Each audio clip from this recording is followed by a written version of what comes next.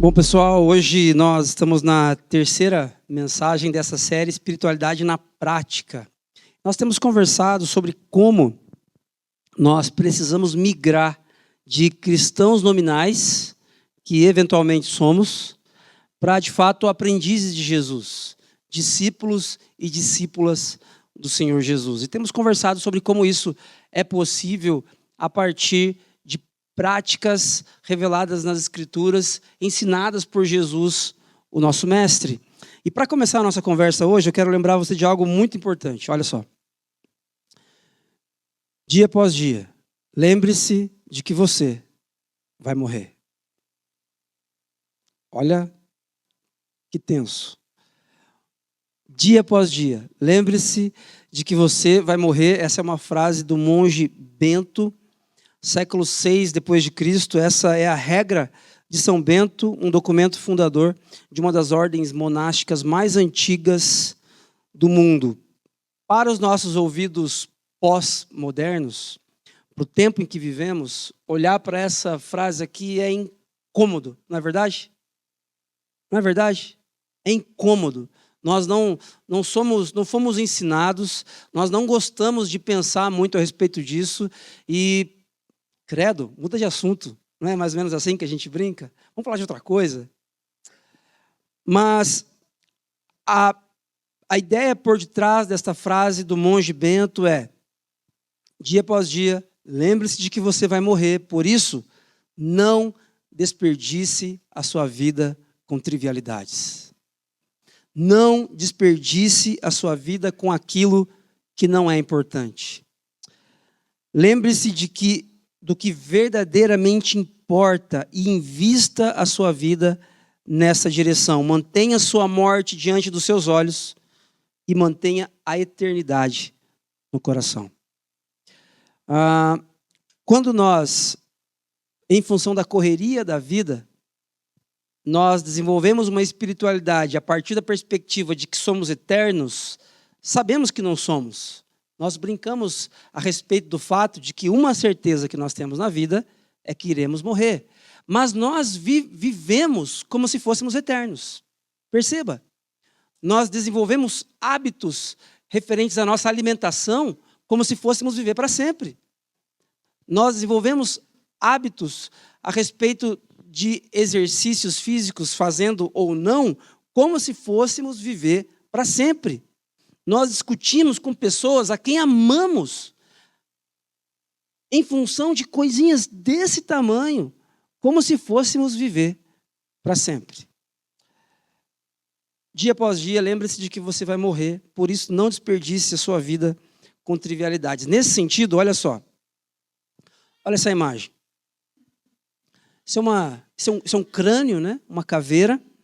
E eu queria trazer aqui para a nossa reflexão que durante séculos os monges, eles entravam em sua recâmara para orar, para falar com Deus. Eles se ajoelhavam em bancos de oração, específicos bancos de oração, com 3 itens espalhados entre si. Primeiro, uma porção das Escrituras, provavelmente escrito, copiado por eles.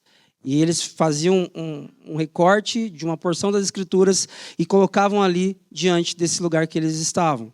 Uma segunda coisa, uma vela, para iluminar o texto bíblico que eles iriam ler. E uma terceira coisa, um crânio. Um crânio. Por quê? para que eles não se esquecessem de que a vida é passageira. E porque a vida é passageira, nós não podemos desperdiçá-la.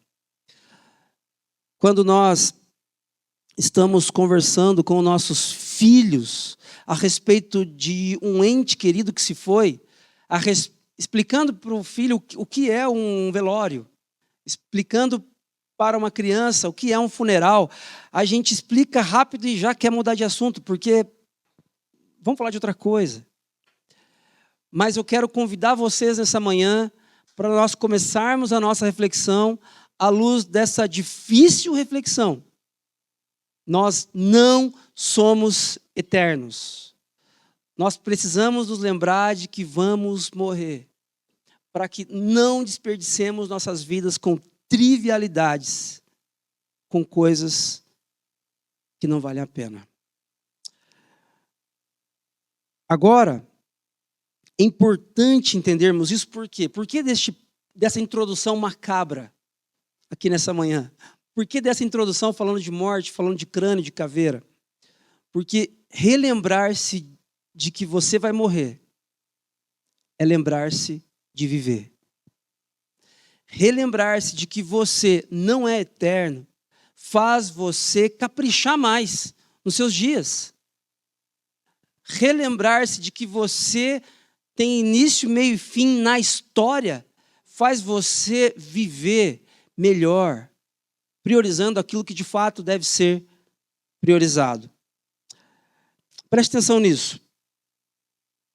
Não há nada mais importante nessa vida do que você priorizar se tornar parecido com Jesus. Ok, eu não sou eterno, fui lembrado disso nessa manhã, eu sabia disso, mas fui lembrado disso, ok? Eu vou morrer em algum momento, por isso eu quero viver, eu quero priorizar aquilo que é importante. O que é importante? Ganhar dinheiro? O que é importante? Ter sucesso profissional? O que é importante? Fazer parte de uma comunidade cristã? O que é importante, de fato, para nós na história? A coisa mais importante para mim e para você como discípulos de Jesus é que nos tornemos como o nosso mestre. A coisa mais importante que pode acontecer com você com 6 meses de conversão ou com 60 anos de conversão ao Evangelho é que você, dia após dia, se torne como Jesus. Na presença de Jesus, com um objetivo, tornar-se como Ele. Isso também era a coisa mais importante na vida de um aprendiz, de um discípulo, de uma discípula lá no primeiro século. Nós estamos falando nessa série a respeito de uma espiritualidade prática à luz da estrutura educacional judaica que era presente no primeiro século diante da escola rabínica. Eu tenho comentado aqui, lembrado vocês, de que Jesus não inventou o discipulado. Não é Jesus quem inventou o discipulado. Jesus discipula os seus aprendizes, que nós conhecemos, os apóstolos, a partir de uma estrutura que já existia, que era essa estrutura educacional judaica. Um menino de 5 a 12 anos, ele ia para a casa do livro, para o Beit Sefer, onde ele aprendia a Torá, os 5 primeiros livros da Bíblia. Ele aprendia, e não apenas aprendia, estudava, ele decorava esses 5 primeiros livros. Depois, quando ele completava 12, 13 anos, a maioria desses meninos voltava para casa para aprender o ofício dos seus pais, mas aqueles que tinham mais tino, mais jeito com os estudos, eles permaneciam para uma segunda fase, Beit Midrash, que era a casa da aprendizagem. Agora, além da Torá, eles aprenderiam os livros dos profetas, os escritos, os livros poéticos do Antigo Testamento, ou seja, todo o Antigo Testamento. Com 17 anos, ao sair da casa da aprendizagem, este jovem saberia de cor todo o Antigo Testamento. Todo o Antigo Testamento. E quase todos, 99% desses jovens voltavam para suas famílias para que agora se casassem, para que tivessem filhos, para que continuassem suas vidas e aprendessem os ofícios dos seus pais e executassem esse ofício e assim por diante. Mas alguns, apenas alguns, que tinham muito jeito com os estudos, com as reflexões teológicas, esses agora ingressavam em uma terceira fase, que era o Talmidim, onde eles aprenderiam com um rabino durante um processo, eles se sujeitariam a algumas provas.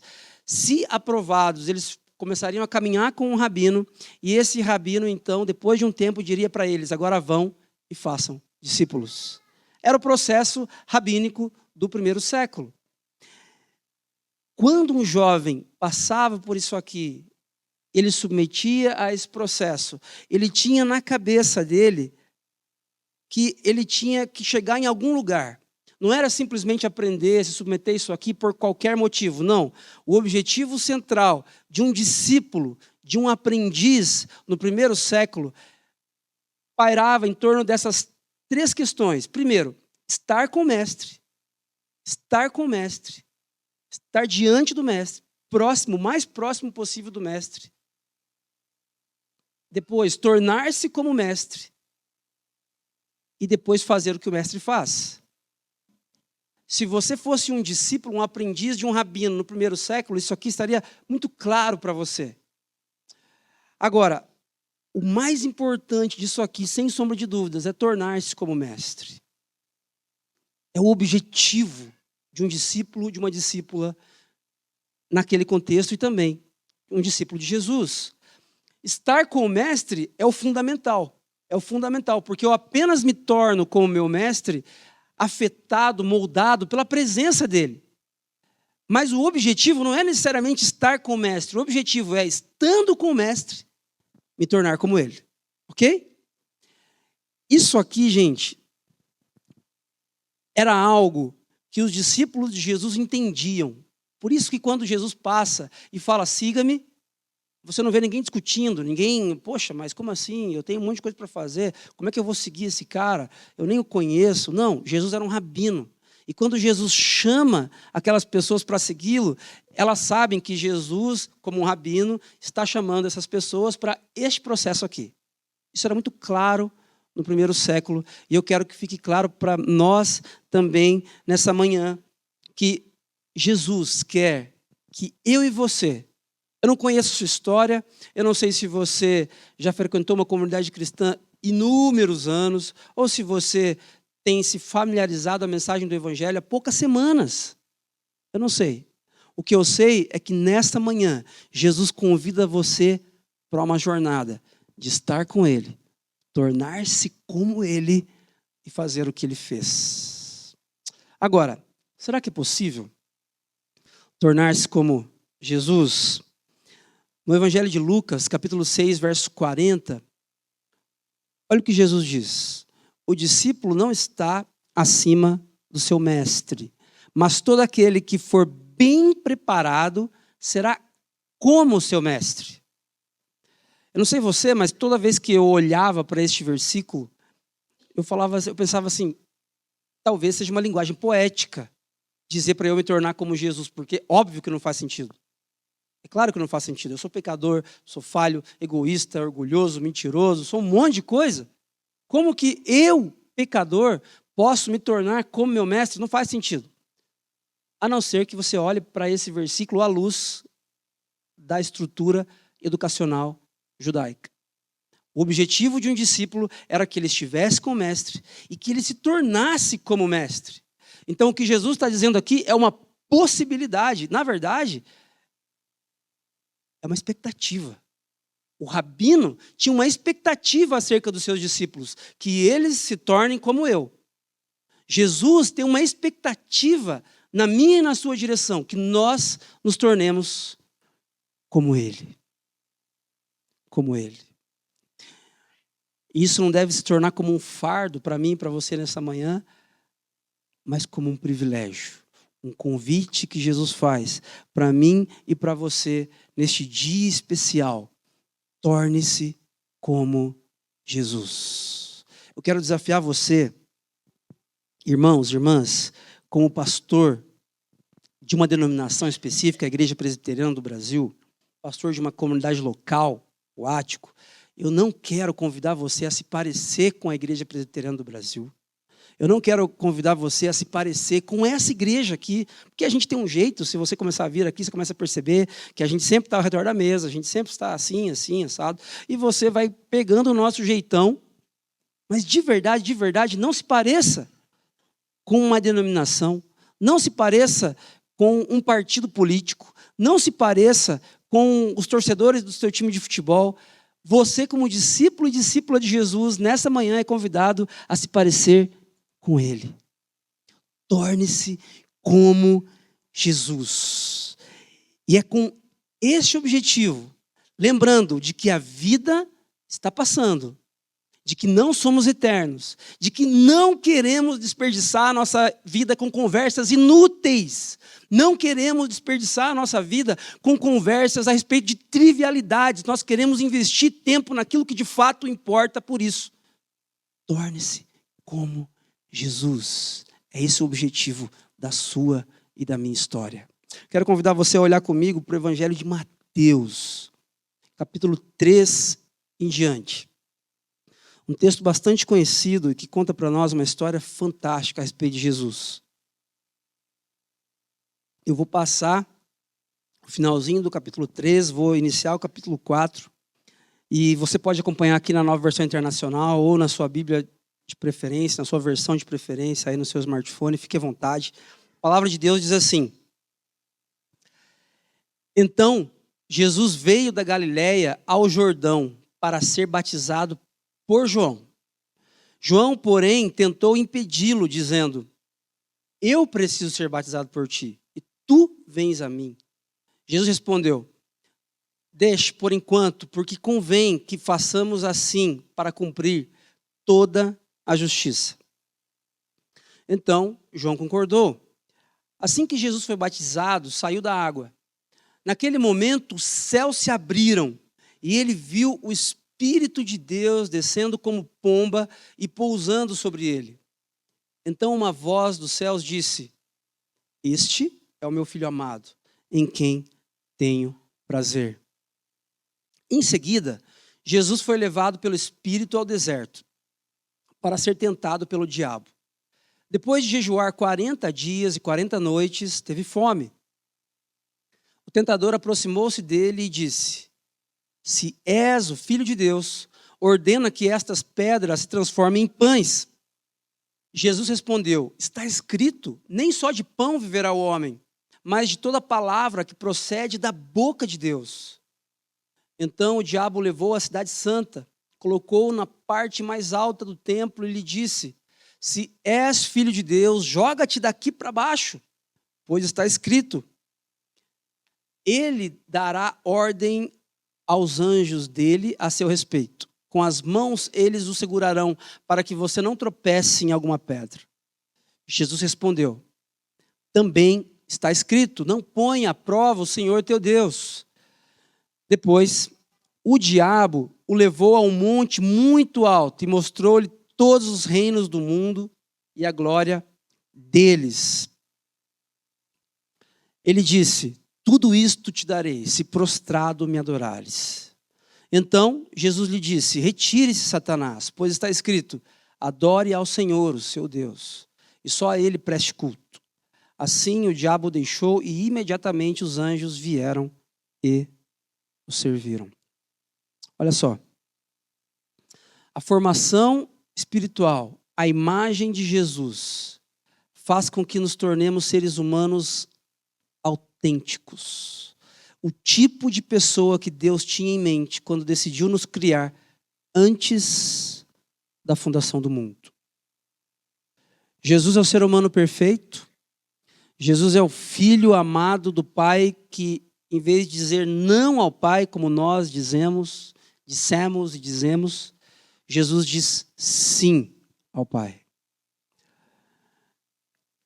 E nós, nesse processo de entendermos que somos seres finitos, limitados, pecadores, que não vamos viver para sempre, não queremos desperdiçar a nossa vida com trivialidades, nós olhamos para Jesus, para os processos que ele também se submeteu, apesar de ser Deus, apesar de ser eterno, eternamente presente com o Pai na Trindade absoluta. Jesus se submete a um processo e nós, como discípulos dele, precisamos olhar para esse processo. Esse processo ao qual Jesus se submete é o que nós chamamos de formação espiritual para nós. E essa formação espiritual, ela faz com que você se torne a imagem de Jesus como um ser humano autêntico. Infelizmente, irmãos e irmãs, quando nós olhamos no espelho de manhã para ver se está tudo minimamente em ordem, o que você vê ali é um esboço de quem você deveria ser. É um esboço de quem você deveria ser. Porque o pecado, ele não apenas nos molda, o pecado, ele nos deforma. Ele tira de mim e de você a imagem linda, bela, clara e evidente de Deus. Não extingue totalmente, mas faz com que fique um pouco turva essa visão. Eu quero convidar você nessa manhã a se lembrar de que você vai morrer. Quero convidar você nessa manhã a se lembrar de que a vida é passageira, portanto não queremos desperdiçá-la. Eu quero convidar você nessa manhã a se submeter comunitariamente a essa formação espiritual, para que nos tornemos um dia de cada vez seres humanos mais autênticos, mais parecidos com Jesus, o que é exatamente o objetivo do discipulado. E essa é uma conversa espiritual, essa é uma conversa difícil, porque existem hábitos nossos pecaminosos, hábitos que não têm a ver com Jesus, que nós não queremos mudar. Existem coisas que nós sabemos que não têm a ver com Jesus, que não são parecidas com Jesus, mas nós somos apegados a essas coisas. Quero convidar você a fechar os seus olhos, gostaria de orar com você, pedir para Deus para que Ele nos molde a imagem dele nessa manhã. Vamos lá? Deus de graça, lembra-nos nessa manhã da nossa finitude, do quanto somos falhos. Lembra-nos nessa manhã, Deus, da importância de nos tornarmos como o nosso mestre. E Deus, convence-nos nessa manhã de que vale a pena. Convence-nos, Pai.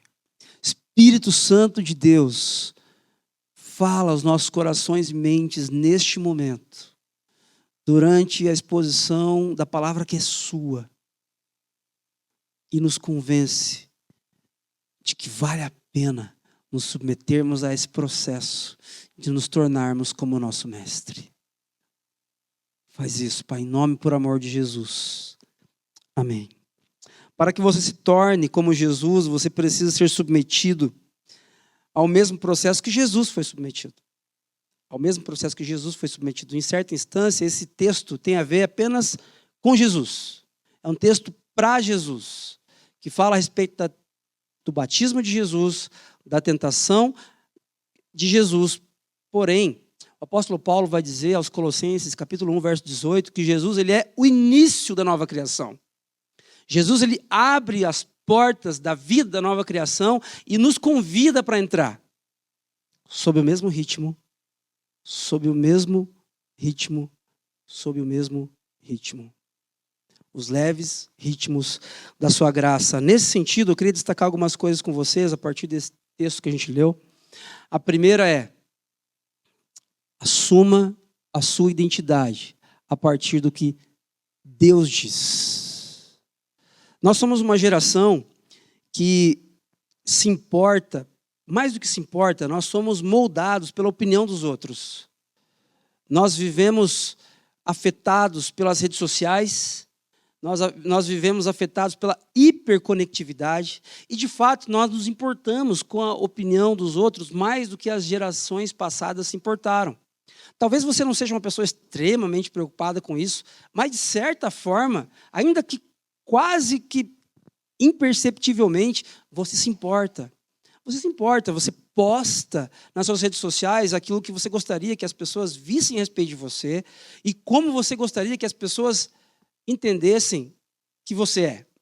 Nós postamos nas redes sociais quase que um ethos daquilo que nós gostaríamos de ser. Uma projeção. E quando isso acontece, esse é um dos fenômenos, mas quando isso acontece, nós passamos a ser moldados, nós passamos a viver identidades falsas a respeito de nós.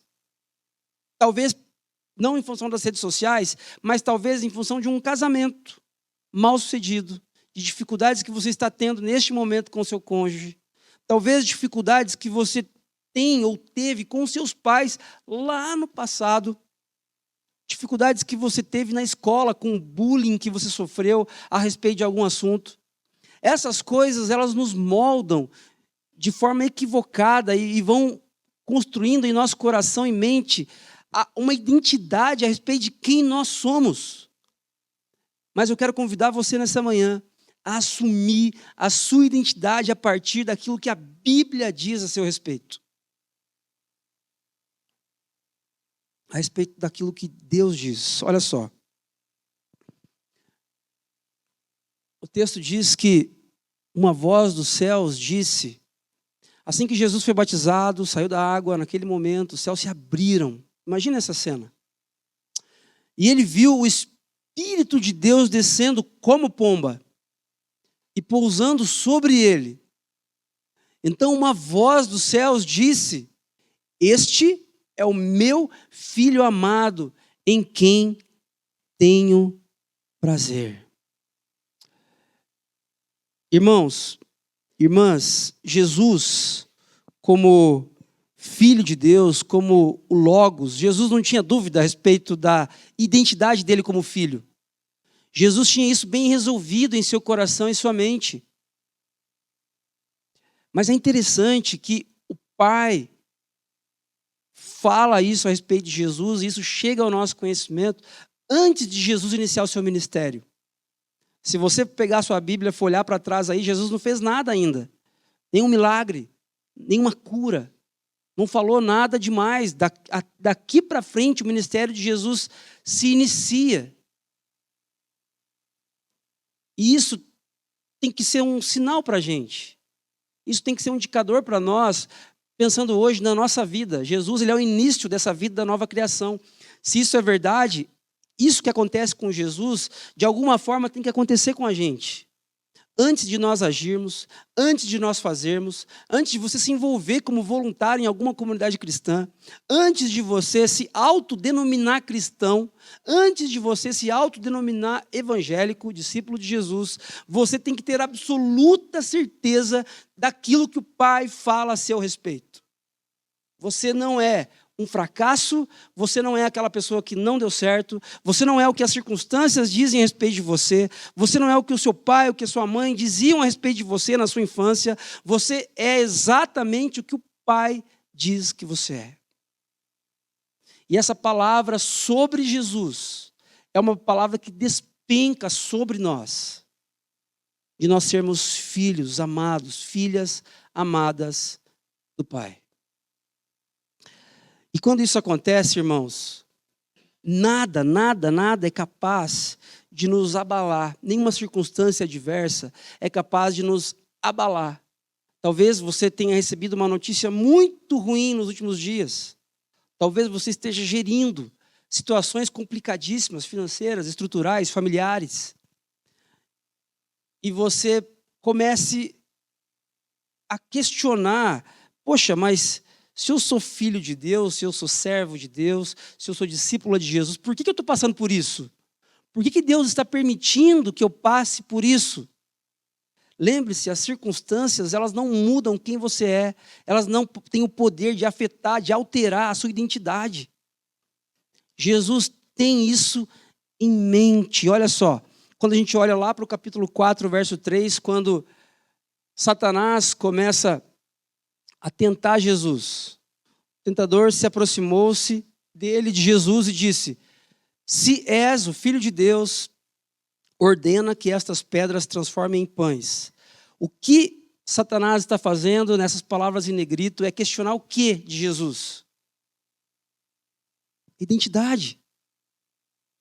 Satanás está questionando a identidade de Jesus. Não está dizendo assim, Jesus, você orou hoje cedo, você está forte, esse jejum aí que você fez foi bem feito. Satanás não está questionando nada circunstancial, Satanás está questionando a identidade de Jesus. E é isso que ele questiona também a meu e a seu respeito. Olha só, depois no verso 5 e 6. Então o diabo o levou à cidade santa, colocou-o na parte mais alta do templo e lhe disse: se és filho de Deus, joga-te daqui para baixo. O que Satanás está questionando? A identidade de Jesus. E depois, na terceira vez que Satanás vai na direção de Jesus, olha o que ele diz. Ele mostra, o diabo o levou a um monte muito alto e mostrou-lhe todos os reinos do mundo e a glória deles. Ele disse: tudo isto te darei se prostrado me adorares. Parece que é uma consequência. Se Jesus não tem convicção da identidade dele, se Jesus se submete à dúvida ali a respeito da identidade dele, Jesus fatalmente se prostraria e adoraria ao diabo. Porém, Jesus, tendo plena convicção do que ele acabou de ouvir de Jesus, do Pai, ele acabou de ouvir no capítulo 3, verso 17 de Mateus: este é o meu filho amado, em quem eu tenho prazer. Jesus, convicto da sua identidade, Jesus se mostra inabalável neste momento difícil. E eu quero trazer isso aqui para nós, para a nossa realidade hoje, e pensar com você. Perceba que quando os pensamentos intrusivos enviados pelo maligno invadem a sua mente, o seu coração, por mais ingênuos que eles pareçam ser, eles sempre estão questionando a sua identidade. Quem você é ou quem você não é. E quando nós não estamos convictos de quem nós somos, filhos amados do Pai, inevitavelmente nós sucumbimos diante dessa situação. Quando grandes coisas nos são apresentadas, coisas bonitas, coisas maravilhosas, diante das quais nós falamos: uau! Nós nos prostramos diante delas, em adoração, de forma idólatra. Por quê? Porque antes não tivemos uma convicção plena da nossa identidade. Dallas Willard, nessa direção, ele diz: imagine o Pai dizendo a você, imagine isso neste momento. O Pai dizendo a você: você é o meu filho amado em quem me agrado. Isso é o Evangelho. Ele continua: e aprender a viver a partir dessa verdade transforma tudo. Irmãos, irmãs, muitas das nossas dúvidas, das nossas questões emocionais mal resolvidas, elas, muitas, obviamente não todas, óbvio que tem questões que você precisa de ajuda médica, de medicamentos, tudo isso faz parte, é graça de Deus para cuidado dos seus filhos e filhas. Porém, o que eu estou dizendo é que muitas dessas coisas seriam, sim, plenamente resolvidas com uma profunda convicção de que você não é qualquer um. Você, seguindo os passos de Jesus, entrando pelas portas que Ele abriu, você é filho e filha amada do Pai. Talvez seus pais tenham falhado muito com você. E você entenda que quem você se tornou hoje tem a ver com o que aconteceu com você diante da criação que seus pais lhe deram. Talvez experiências religiosas traumáticas trouxeram você até aqui. Experiências religiosas tão traumáticas que fazem com que você tenha preguiça de querer se relacionar com Deus. Mas eu quero lembrar você nessa manhã, de forma gentil e alentadora, de que o que os seus pais fizeram com você, o que a igreja, o que a religião fez com você, essas coisas não dizem de fato quem você é. Você é filho e filha amado, amada do Pai. Hoje é tempo de aprender a viver a partir dessa verdade que transforma tudo. Transforma como você se relaciona com a igreja, transforma como você se relaciona com seus pais, com seus filhos, transforma como você se relaciona com a sociedade em geral, com o seu trabalho. Todas as áreas da sua vida serão afetadas pela real identidade de quem você é. Eu pergunto para você, você tem vivido a partir da verdade de que é filho amado, filha amada de Deus, ou está tentando se provar o tempo todo? Como que é para você, no seu coração, na sua mente? Tentar se provar o tempo todo é cansativo, hein? É angustiante. Não tem fim. Você tem que provar que você está com Deus, que você tem intimidade com Deus, que você é bom, que você é um excelente filho, que você é isso, que você é aquilo. Isso você até consegue fazer por um tempo, até que suas forças se esgotam. Mas há a possibilidade de você viver como filho amado, filha amada do Pai. Pense nisso. Jesus, ele recebe a fala do Pai de que ele é o filho amado antes de Jesus ter feito qualquer coisa. Não é sobre fazer, é sobre ser. Eu quero fazer alguma coisa, eu quero me sentir amado por Deus, então eu preciso fazer. Cuidado. Essa não é a lógica da graça. Essa é a lógica da religião, do fundamentalismo. A lógica da graça é porque eu sou filho e eu tenho um pai e nós temos um relacionamento, eu sou amado. Eu sou amado, independentemente daquilo que eu faça. Uma segunda coisa que eu queria destacar com vocês, primeira, assuma a identidade sua como filho, filha, a respeito daquilo que o Pai diz a seu respeito, não a respeito daquilo que a sociedade ou do que as circunstâncias dizem. A segunda coisa, submeta-se totalmente à condução do Espírito, mesmo quando não fizer muito sentido. Olha só. O texto diz para a gente a partir do capítulo 4, verso 1. Em seguida a quê? Em seguida, gente, a declaração maravilhosa. O versículo anterior é Mateus 3,17, que é o pai dizendo, este é meu filho em quem tenho prazer. Olha que declaração maravilhosa. Todo mundo quer ouvir isso, quer postar no Instagram, né? Filma isso, pelo amor de Deus. Vamos postar e vamos marcar Deus. Ato contínuo. Jesus foi levado pelo Espírito ao deserto para ser tentado pelo diabo. Isso aqui é assustador.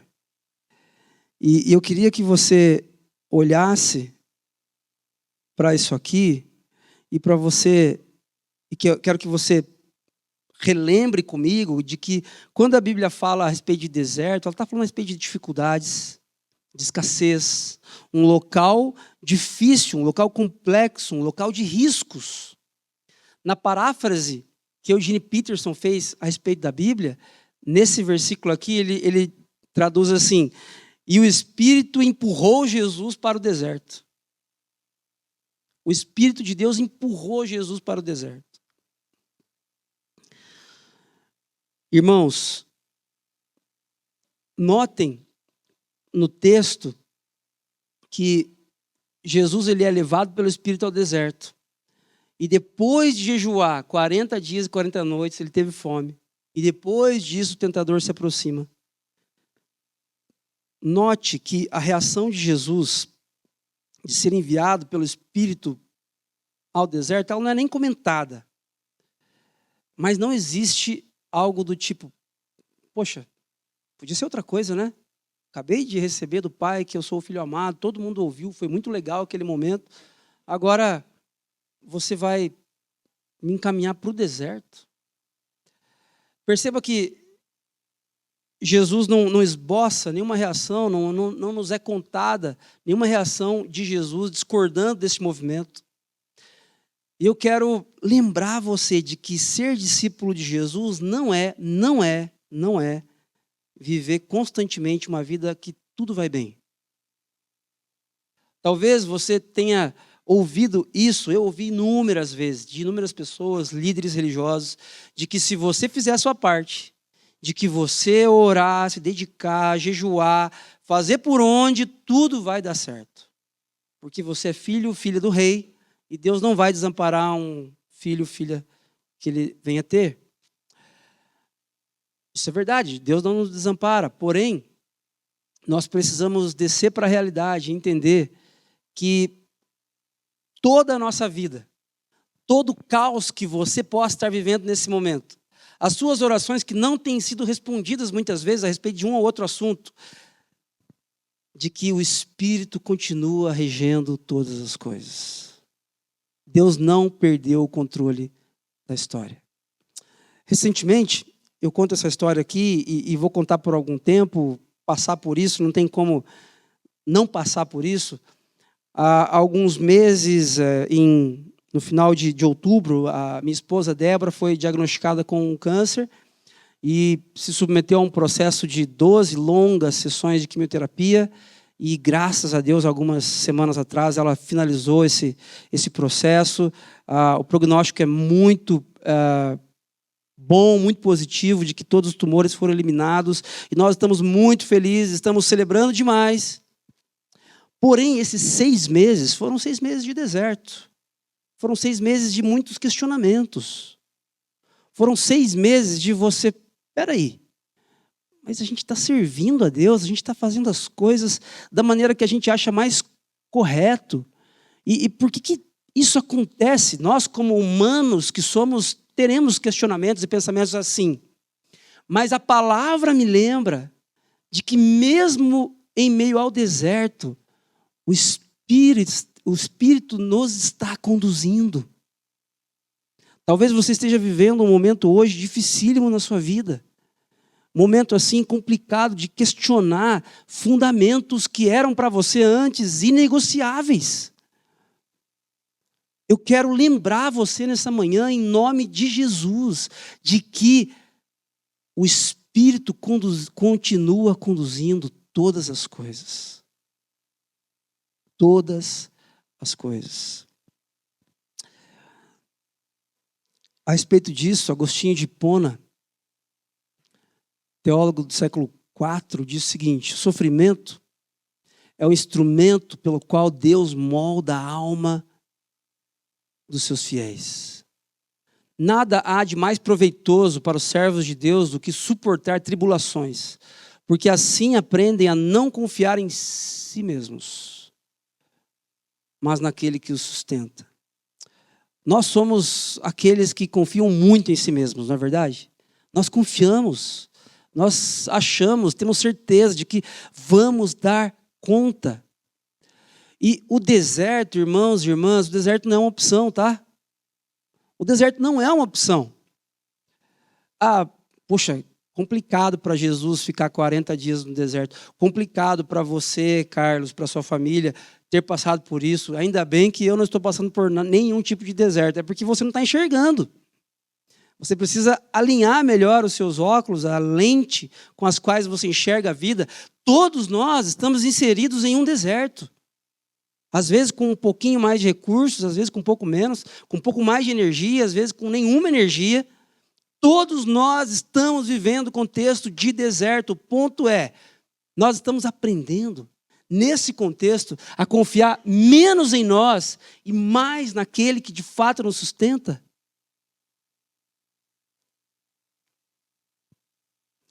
Sobre esse texto ainda, queria mostrar aqui também uma citação do N.T. Wright, onde ele faz uma correlação com Israel, que vale a pena nós passarmos por isso. O povo de Israel foi testado no deserto por 40 anos. Peguem essa referência lá do Antigo Testamento. O povo de Israel fica 40 anos no deserto. Jesus agora enfrenta um teste semelhante por 40 dias. 40 dias. Onde Israel falhou, Jesus triunfa. Onde Israel falhou, Jesus triunfa. Não julgue Israel, porque Israel é a humanidade caída. Sou eu e você tentando e vacilando vez após vez. A boa notícia é que Jesus triunfa. E Jesus triunfando, Ele não triunfa sozinho, Ele nos chama para fazer parte, para nos tornarmos como Ele. para nos tornarmos como Ele. Nesse sentido, irmãos, confie de que o Espírito pode estar usando esta estação da sua vida para moldar o seu caráter. É fácil passar pelo deserto? Quem é que ama? Quem é que ora? Deus, envia-me para o deserto. Quem é louco assim? Ninguém faz isso. Não é verdade? A gente não ora dessa forma. A gente ora assim: Deus, não deixa meus filhos sofrerem. Não é assim? Deus, não quero que nenhum dos meus filhos fique doente. Abençoa com que tudo vá bem na vida, na família do meu irmão tal. É assim que a gente ora. Porque a gente não deseja, a gente não quer deserto. Mas se você tem consciência hoje de que você enfrenta um ou alguns desertos, confie de que o Espírito Santo pode estar moldando o seu caráter nessa estação. E pergunte menos: por que estou aqui? Por que estou vivendo isso? Por que Deus permitiu? E mais, o que o Senhor quer me ensinar aqui? O que o Senhor quer me ensinar nesta estação específica? E por último, irmãos e irmãs, esteja profundamente ancorado na palavra. Lembrando, primeira coisa, para você se tornar como Jesus, olhando para o processo de Jesus, você tem que ter a sua identidade moldada por aquilo que o Pai diz a seu respeito. Segunda coisa, você precisa entender que toda a sua vida, os dias bons, os dias ruins, tem alguém que está conduzindo a sua vida, que é o Espírito de Deus. O Espírito de Deus conduz a sua vida mesmo em meio aos piores desertos. E por último, esteja profundamente ancorado na palavra. Eu acho que nós vivemos uma crise com relação à palavra. Nunca se ouve tantas Bíblias. Você deve ter inúmeras Bíblias na sua casa, talvez Bíblias com capas diferentes, com cores diferentes, com versões diferentes. Sobre isso, um dia, a gente estava chegando em casa da rua e o Gael falou assim: pai, eu tenho 2 espadas. Ele disse. E aí ele ficou brincando comigo, assim, querendo bater em mim com as espadas.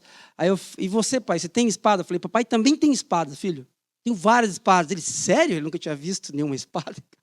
Ele falou: sério? Você tem? Sério, filho, papai tem várias espadas. A gente entrou em casa e eu fui assim, meus livros ficam no canto do corredor, assim, eu já catei, tinha umas 4 Bíblias, assim. Falei: ó, filho, aqui estão as espadas. Tem várias Bíblias em casa, várias versões diferentes. Você tem a Bíblia no seu smartphone aí, provavelmente você tem um aplicativo de Bíblia no seu celular. Mas nós somos uma geração que lê muito pouco a Bíblia. Muito pouco. Tanto para devoção, tanto para alimentar-se da Bíblia como palavra de Deus, como para conhecer a grande história revelada nas Escrituras. E Deus está nos lembrando nessa manhã, nós precisamos, assim como o nosso mestre, nós queremos nos tornar como ele, certo? Precisamos estar profundamente ancorados na palavra. Olha só. Capítulo 4, versos 13 e 4. O tentador aproximou-se dele, questionou a identidade de Jesus. Se és filho de Deus, Jesus respondeu: está escrito: nem só de pão viverá o homem, mas de toda a palavra que procede da boca de Deus. Jesus está citando Deuteronômio capítulo 8, verso 3. Jesus conhece a lei. Jesus conhece a Torá. Depois, o diabo o leva à cidade santa, colocou na parte mais alta do templo, questionou a identidade de Jesus. Se és filho de Deus, Jesus respondeu: também está escrito, não põe à prova o Senhor, o seu Deus. Deuteronômio 6, 16. Ainda, o diabo o levou a um monte muito alto e mostrou-lhe todos os reinos do mundo e a glória deles. Tudo isto te darei se prostrado me adorares. Então Jesus lhe disse de novo, respondendo a partir da palavra: retire Satanás, pois está escrito: adore ao Senhor o seu Deus e só a Ele preste culto. Deuteronômio 6:13.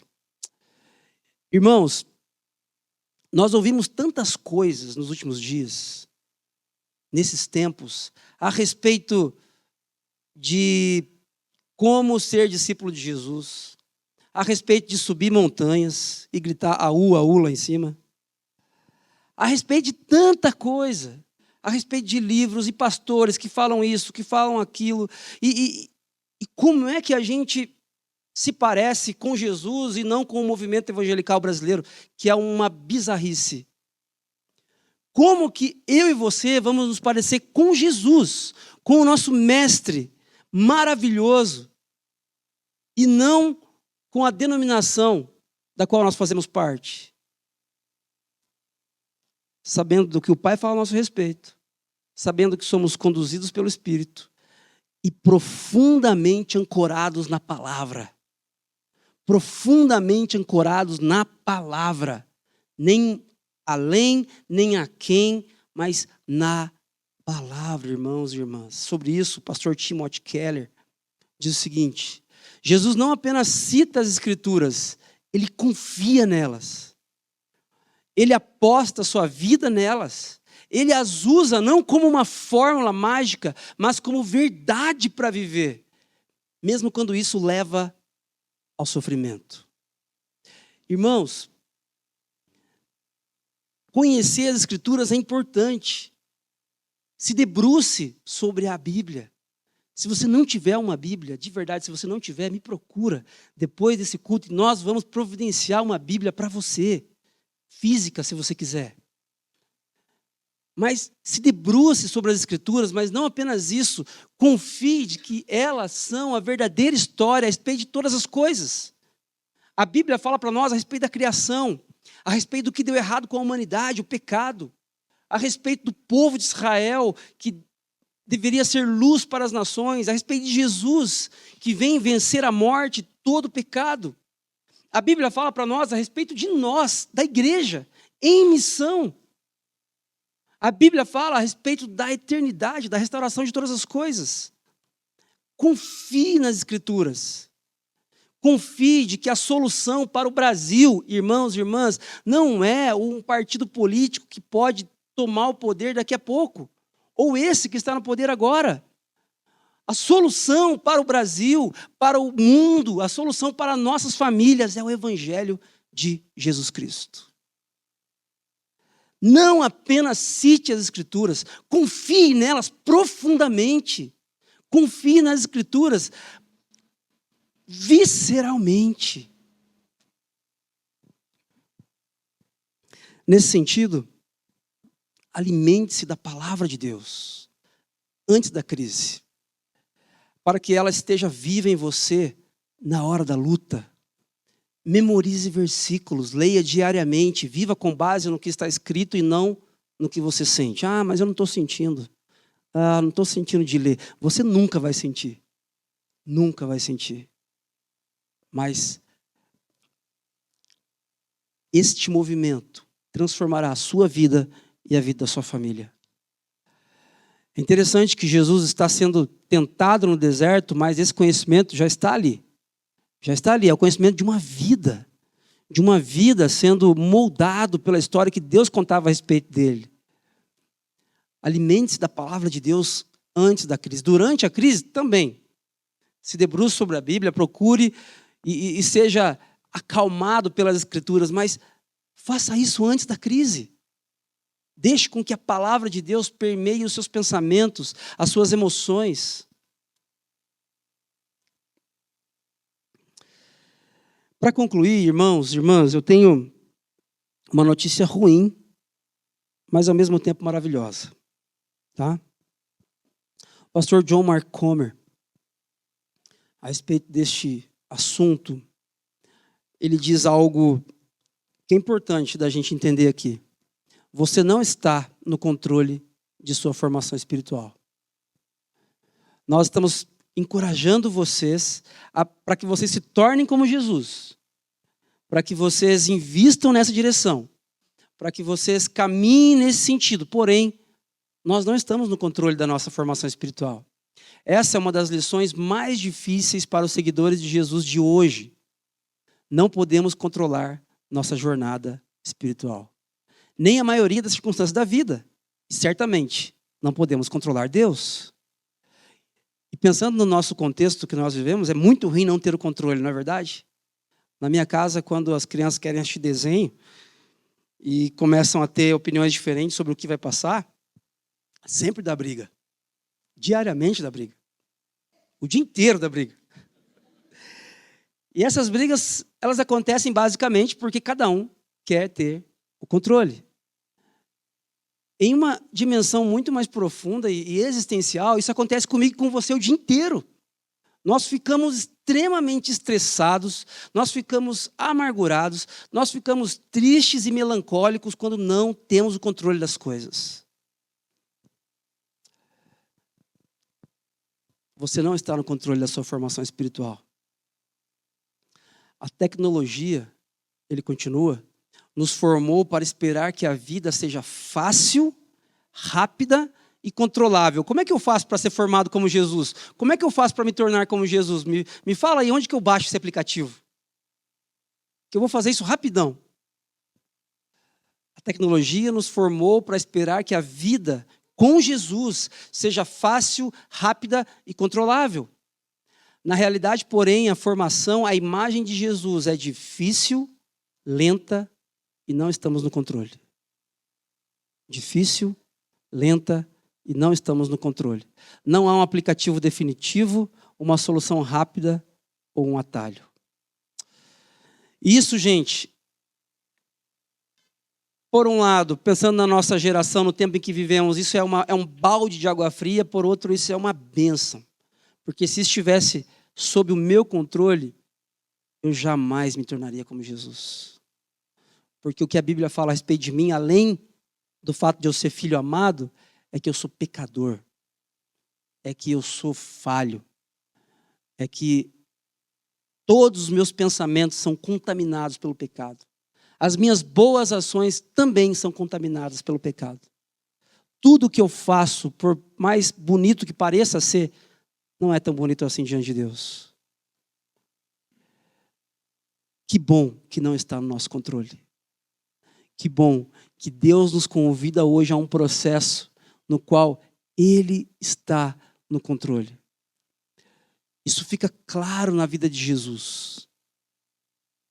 Jesus, o ser humano perfeito, aquele que vai à frente, nós vamos seguindo, brincando de siga o mestre, como a gente fazia no passado. A gente vai seguindo o mestre de verdade. Nesse processo, nós olhamos para Jesus e o Pai fala que Ele é o Filho amado. Ele não disse. Não foi Jesus quem disse. O Pai disse. Depois, Jesus vai para o deserto. Não porque Ele quer, conduzido pelo Espírito. Eu quero desafiar você, nessa manhã, a pensar de que Deus quer fazer algo em nossas vidas, irmãos e irmãs. Deus quer transformar você. Você não precisa ter cara de crente, jeito de andar de crente, evangeliquez. Você não precisa adotar essas coisas. Eu até acho muito legal se você não adotar. Não precisa chamar o irmão de varão, varoa. Tá tudo bem. Chama pelo nome. Mas se tornar como Jesus, essa é uma expectativa de Jesus. Ele espera que você se torne como Ele. Essa era uma expectativa de um rabino na direção do seu aprendiz. Essa é uma expectativa de Jesus na minha e na sua direção. Nesse sentido, irmãos, o que a gente pode levar para casa? Eu quero convidar você a pensar em algumas coisas comigo para a gente orar. Primeiro, você sente que tem desperdiçado sua vida com trivialidades? Pode pôr redes sociais no meio aí. Coloca ali. Faz um rabisco aí. Você sente que tem desperdiçado suas horas? A sua vida tem escorrido pelo vão dos seus dedos em função de trivialidades? Nessa manhã, não se esqueça de que relembrar-se de que você vai morrer é lembrar-se de viver. De viver bem. De viver debaixo do processo de formação à imagem de Jesus. Imagine o Pai dizendo a você, imagine isso neste momento. Você é o meu filho amado, a minha filha amada, em quem me agrado. Tornar-se como Jesus é aprender a viver iluminado por essa verdade que transforma tudo. Essa verdade faz você de uma pessoa completamente complexada, inferiorizada por circunstâncias da vida, se tornar uma pessoa saudavelmente autoconfiante. Aprender a viver iluminado por essa verdade faz você ter plena convicção de quem você é, de quem verdadeiramente você é, não dos alfarrabos que o pecado tornou você. Não. Crer profundamente nesta verdade, que você é filho, filha amada do Pai, isso faz com que você tenha plena convicção de quem você verdadeiramente foi criado para ser. Ainda, tornar-se como Jesus é submeter-se com confiança à condução do Espírito. Questione menos. Por que isso está acontecendo comigo? E pergunte mais, o que eu posso aprender nessa circunstância, neste momento. Por último, tornar-se como Jesus é ter a mente e o coração ancorados nas Escrituras, a palavra de Deus. Quero orar com você. Deus de graça, obrigado por sua palavra. Obrigado, Senhor, pelo convite que o Senhor nos fez para que fôssemos seus aprendizes. Obrigado, Jesus, porque em vez de nós irmos até você, foi você quem veio ao nosso encontro. Nós estávamos mortos, nós estávamos perdidos em nossos pecados, delitos, transgressões. Obrigado porque o Senhor sempre vem ao nosso encontro. E nesta manhã, Deus, enquanto o Senhor vem ao nosso encontro, por favor, Espírito Santo de Deus, nos convence da brevidade da vida. Nos lembra do quanto somos limitados e do quanto não podemos desperdiçar a nossa vida com futilidades. Lembra-nos disso nesta manhã, Pai, para que tenhamos total compreensão da importância de sermos formados à imagem de Cristo, para que possamos nos tornar como o nosso Mestre, capacitados pelo Espírito, forjados pela cruz. Ajuda-nos, Senhor, nesse sentido. Faz isso, Pai, em nome e por amor de Jesus. Amém.